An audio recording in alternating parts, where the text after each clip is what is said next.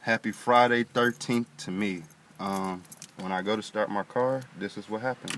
I think it's my Optispark. It's a 93 lt1.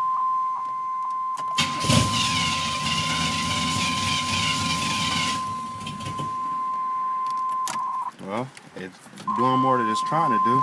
Normally it just cut on and cut off. If I hold the gas, I wasn't touching gas, man. There it goes. If I hold the gas, it works. If I let go of the gas, it die every single time.